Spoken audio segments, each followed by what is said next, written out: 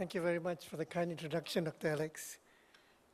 Ladies and gentlemen, it's my pleasure to be here this morning with all of you. I'd like to begin by thanking the organizers for so kindly inviting me to join this conference and share my experience on infectious diseases with you. I'd also like to congratulate the organizers for organizing the first ever Occupational Health for Hospitals conference in the country. Now, since this is an occupational health conference, and you've heard from Dr. Alex about all these ergonomic, musculoskeletal, and mental health issues, I think we are all at risk now because we've been sitting too long. So can I request that you all stand up? Yeah, move your shoulders a bit, yeah? Stand on your toes, stretch your back so that your muscles get a chance to have the blood circulating. So that's good for your musculoskeletal health. Turn around on the other side and give a big smile to everyone.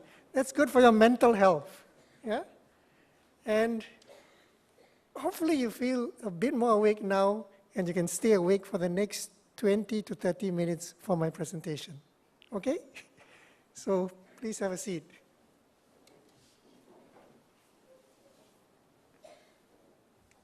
Thank you. I bring you greetings from Brunei Darussalam as well as Singapore, where I represent both the NUS and also the University of Brunei Darussalam. Some of you may not know where Brunei is, because most people I speak to, maybe they've heard of Singapore, but often they do not know where Brunei is. So if you look on this map, you will see on the island of Borneo, is there a pointer anyway? You will see on the island of Borneo that there's a small country in pink. And, oh, I'm sorry, I can't use the pointer anyway. Thanks. I forgot that I can't use the pointer because the screen's in front of me. Anyway, if you look on the island of Borneo, you see it's a small country there. It's an oil-rich country. Land area is very small, 5,000 square kilometers. Population only about 400,000 people. But it is a wealthy country with a GDP of $22 billion and a per capita income of about 50,000 US dollars per year. So that's the background about Brunei. The talk of this morning is on infectious diseases among healthcare workers. And right now, as you all know, there is a crisis, an Ebola outbreak. We know for many, many years that healthcare professionals are at risk of getting all kinds of infectious diseases. Healthcare workers are at risk of getting tuberculosis, hepatitis, scabies, and I can tell you I've got all of these illnesses before from my patients. And in addition to all these old diseases, there are new diseases coming. SARS appeared in 2003, then there's avian influenza, and then there's the Middle East respiratory syndrome. But right now, as I speak, there is a big epidemic of Ebola virus disease. Ebola virus first appeared in 1976. When I first entered medical school, there was no such thing as Ebola disease. This will tell you how old I am. I entered medical school before 1976. And in 1976, Ebola virus was first identified. And from 76 until the year 2013, this was an exotic disease. There were more than 20 outbreaks, all occurring in Africa, and about 200 cases in all this period of time. Now, since 2013 until now, there have been more than 28,000 cases diagnosed. These have affected mainly countries in West Africa with more than 11,000 deaths. And who are the ones who are at greatest risk of getting this illness? It's the healthcare workers. Healthcare workers are believed to be 20 to 30 times more likely to be infected. And what is horrifying is that of the healthcare workers infected, 2/3 of them died from the disease. So healthcare work is dangerous, and you can die from such infections. Now, when I saw pictures like this, which appeared in the press, on TV, it gave me a sense of déjà vu. I've seen all this before, and I have seen this before 12 years ago. And 12 years ago, we had another new disease which appeared in this world, and that was SARS, or Severe Acute Respiratory Syndrome.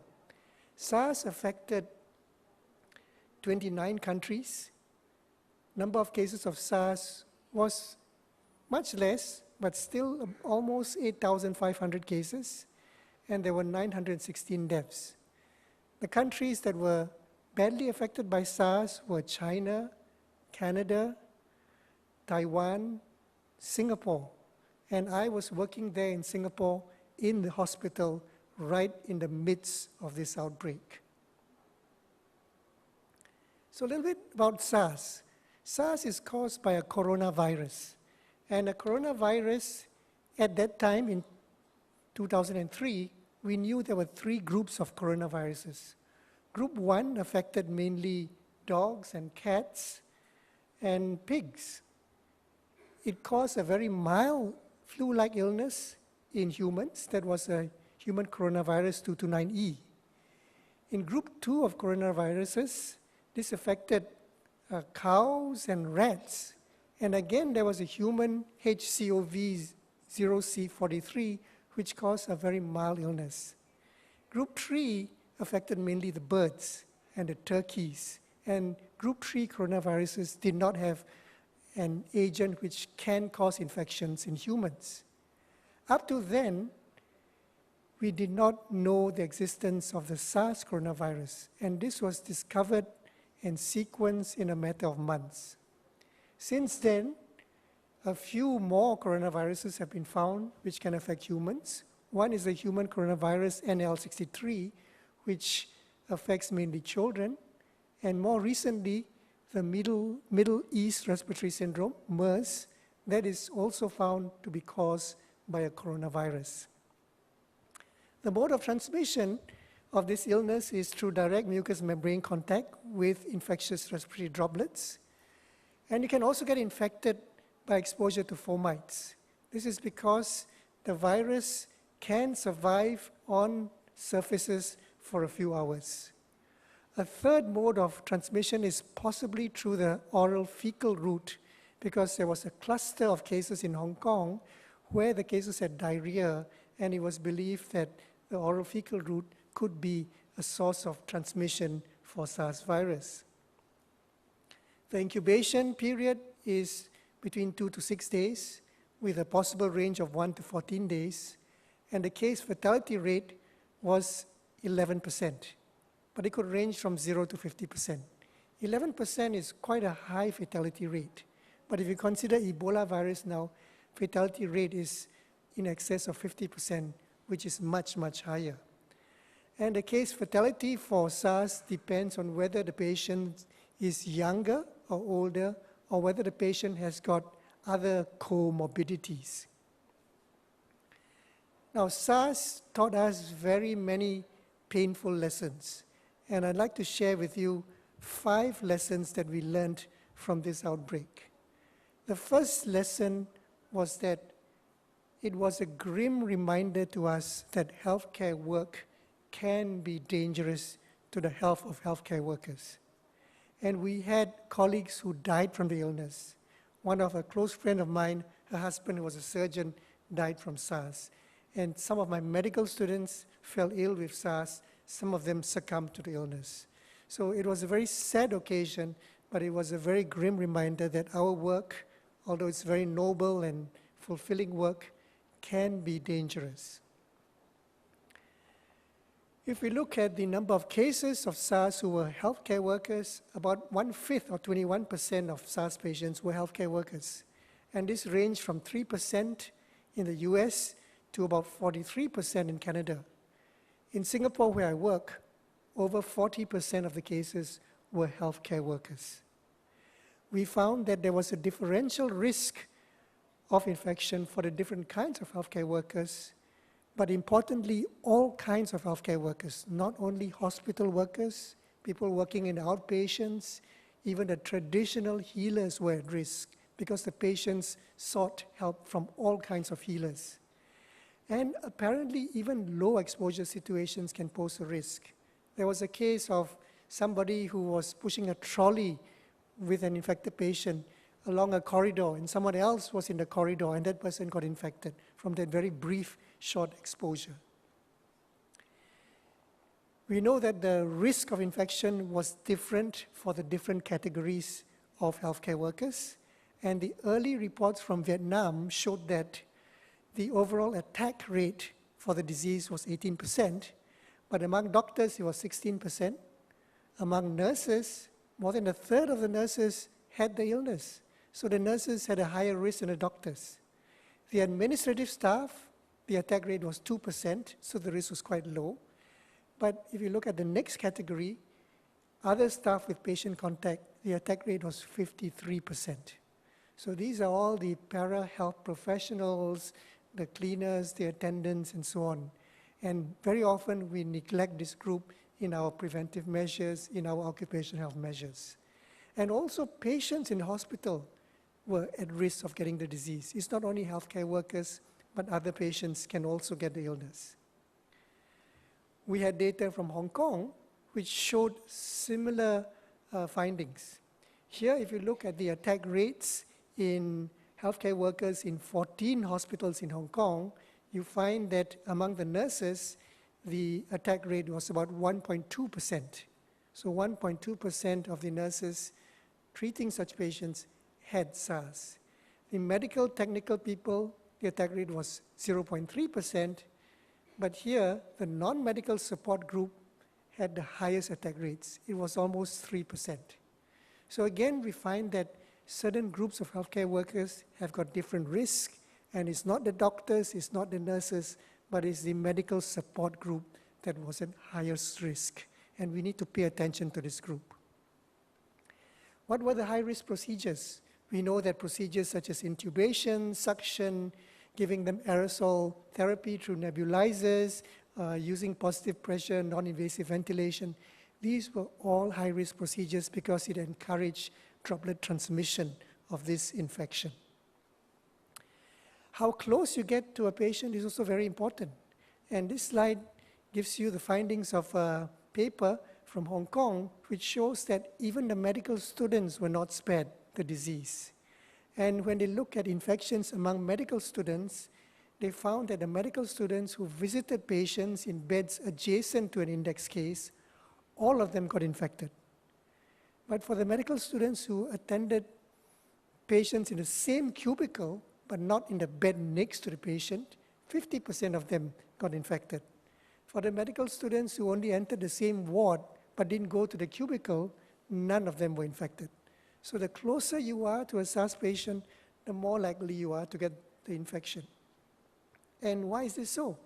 This is through droplet transmission, but this can also be through fomites, because patients who shed the virus will have the virus on different surfaces in the hospital environment. And this slide shows you the vancomycin-resistant enterococcus. It's a bacteria found on the different surfaces of the hospital environment. And here you see that the virus can be on the table that's next to the patient's bed, it could be on the case notes, it could be on the drawers, it could be on many, many potential surfaces. So when you go to a place where there's a patient shedding the virus or bacteria, beware of where you put your hands because you can get transmission through the fomites. And let's not forget all the other people besides the healthcare professions who can get sick. The other hospital inpatients can get sick, and the other healthcare workers as well. Because when patients leave the hospital, sometimes they see the traditional medicine practitioners. And we had a few cases of the traditional medicine practitioners also getting the infection and falling sick. So healthcare work can be dangerous to your health. The second lesson we learned was that the effect of SARS extends way beyond the infection. Getting SARS doesn't mean that you only get a cough, a cold, fever, and you can't breathe properly. It affects you in a lot of other ways. And one of them is a psychological effect. This was a completely new disease. We didn't know what was happening. We didn't know what hit us. We had colleagues next to us falling sick, some of them dying, and there was a lot of fear around. So if you look at hospital workers, about a third of hospital workers had very high degrees of distress. In hospitals in China, the support staff were quitting. They just said it's not worth getting this salary. I'd rather not come to work. And we had hospital staff leaving the work because of the fear. When this happens, of course, there's overwork. Job demands for all those remaining hospital becomes much, much higher. And in addition to the effects in the workplace, there were social effects and effects on the family. During that time, we still had to do our work, and I was chair of the Department of Community Medicine then. We did a survey of healthcare workers in Singapore during this outbreak of SARS. We had a questionnaire survey of about 15,000 healthcare workers in 9 healthcare settings from the period May to July 2003. And this was the peak of the SARS outbreak. What did we find? We found that over 80% of the healthcare workers were concerned about passing SARS to the family members, their colleagues and friends. That's natural, because if you are sick, you don't want to pass the infection to those people that you love and who are close to you. 87% agreed that people close to them were worried about their health. And about 70% felt that those who were close to them were worried that they might get infected. So in those days, when I went home from work, when I left the hospital, before I could step in my house, my wife made sure that I had to thoroughly disinfect myself. She's even more stringent than the infection control people in hospital, because she's afraid of getting sick. She's afraid that the children might get sick because I get infected. And this kind of impact you don't realize until such an illness happens to you. Yeah? Such an epidemic happens in your country. There was negative impacts because about half of the healthcare workers felt that people avoid me because of my job. And about a third felt that people avoid their family members because of my job. When my children went to the child care center, all the other children avoided my children because the teachers were saying, look, that child, the father or the mother works in a hospital that treats SARS patients. So you better don't play with them because you might get sick. So people avoid not only the healthcare workers, but also their family members. But on the positive aspect, 82% of respondents felt appreciated by the hospital, the clinic, and the employer, and 77% felt appreciated by society, because there was a lot of gratitude from society that in spite of the dangers, healthcare workers are still willing to step forward and treat patients and look after ill patients. So lesson number 2, the impact of SARS extended way beyond the infection. The third lesson was a very positive lesson, and that reinforced the message that general principles for prevention and control are effective for infectious diseases, and that includes SARS. We found that principles of containment, such as isolation of infected patients, quarantine, limitation of social interactions, these help. So in those days, nobody shook hands anymore. Everybody greeted everyone through the traditional Indian greeting, which is very sensible because that prevents transmission of the infection.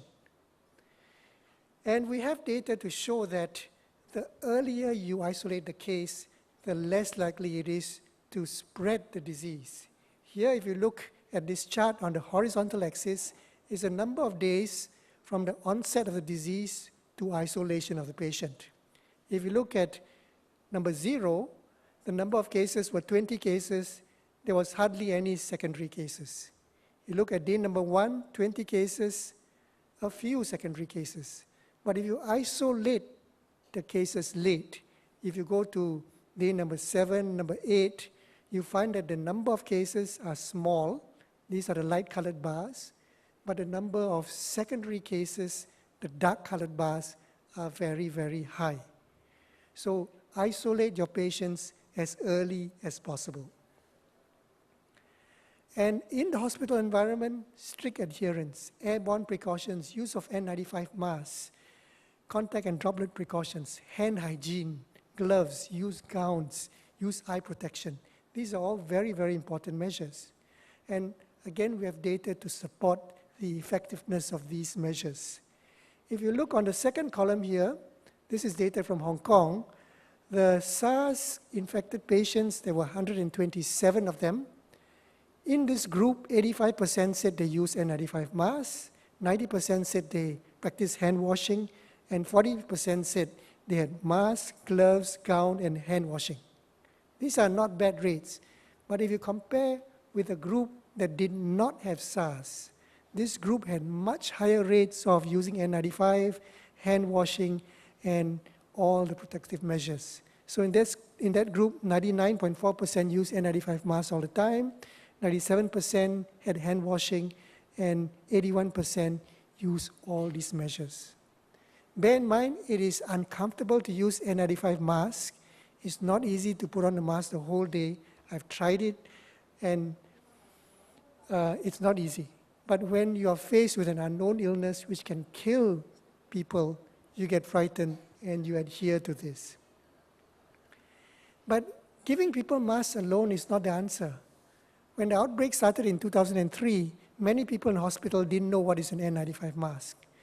People didn't have things like fit testing. People were not trained how to wear the mask. People were not trained how to dispose of the mask. People didn't know very much about enhanced respiratory protection, such as the use of PAPRs. So we had to do a training program at very short notice for everyone in all the hospitals treating SARS patients. Otherwise, you get pictures like this. This is a picture from a staff member in a SARS hospital in Canada, and you can see he's wearing an N95 mask, but with all the facial hair, really this mask is not very effective. Yeah. We had pictures like this. You give masks to everybody, but you don't train them how to dispose of the mask, so you get a used mask and you just throw it on the floor. So this poses additional risk. You see the picture on the bottom right-hand corner. We give masks to other patients, and they use an adult mask on a child. How effective will that be? So we have to consider all of these ramifications when we think of just issuing masks. Then we had other preventive measures. We have to track patient and staff movements. We have to do contact tracing of infected patients. We have to restrict movements of patients within and between institutions, because every time you transport patients, you expose other people to the patients. We had restriction of staff movements within and between facilities, because if I work in a SARS hospital and if I interact with my colleagues in another hospital where there are no patients, then they can get the risk of infection from myself. And this poses a problem because very often healthcare workers marry each other. We had a case where a doctor from a SARS-infected hospital had a wife who's a chief nursing officer from a non-SARS-infected hospital. And the guideline was that they are not supposed to see each other, they're not supposed to have contact with each other. So when they go home, what do? Do they go to two houses, or do they go to the same house, and so on? So in practical terms, there were difficulties. We had temperature monitoring of all the healthcare workers, we had contingency planning, we had quarantine. One good thing about that period was that the number of meetings reduced drastically, because every time we went to a meeting, everybody had to wear a mask, and I was seated next to a doctor who had just treated a SARS patient, and if he has to be quarantined, I have to be quarantined also. So we tried to limit contact. Number of lectures to students were also reduced. We had to do things like e-learning and so on. So that was lesson number 3. The measures to isolate, contain the infection do work. Lesson number 4 was that occupational health was very important, because SARS, if you think about this carefully, is an occupational disease. And for an occupational disease, you require an occupational health response. Now we know that SARS is an occupational disease for healthcare workers, But SARS can also affect other occupational groups. In the early days, SARS, being a zoonotic disease, affected animal and food preparation handlers. Because SARS can also be... Thank you, sir, for triggering our quest to learn more about the occupational health and healthcare. May I now request Dr. DJ Christopher to give a memento to Dr. David Koh.